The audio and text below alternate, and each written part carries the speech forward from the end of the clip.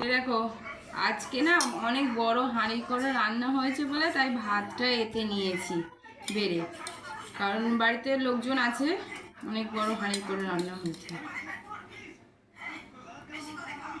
আর পুরো হাঁড়ি ভর্তি ভাত তো, ওই জন্য ঠান্ডা হতে চাইবে না তাড়াতাড়ি। আর তোমার তো দাদাভাই খিদে পেয়েছে, ওই জন্য তাড়াতাড়ি করে এতে ভাতটা বেড়ে নিয়ে এসেছি। এবার লাগলে পরে নিয়ে নেবে, ওই জন্য এতে নিয়ে এসেছি। আর এই দেখো আজকে আমি রান্না করিনি, শাশুড়ি মা রান্না করেছে, কারণ আমার ছেলের কাল থেকে শরীর খারাপ, খুব ঠান্ডা লেগেছে এত। কালকে তো মামা শ্বশুররা এসেছিলো, সবাই খাওয়া দাওয়া করেছিল দুপুরবেলা।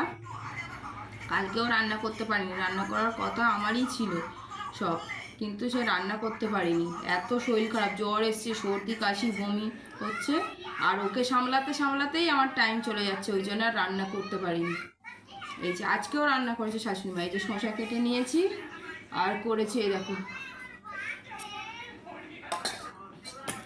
কচুরলতি করেছে, চিংড়ি মাছ আলু দিয়ে কচুরলতি করেছে।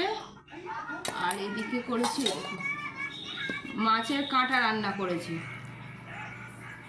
কি দিয়েছে আমি বলতে পারবো না, এতে কি কি আছে আমি বলতে পারবো না, এটা মাছের কাঁটা রান্না করেছি।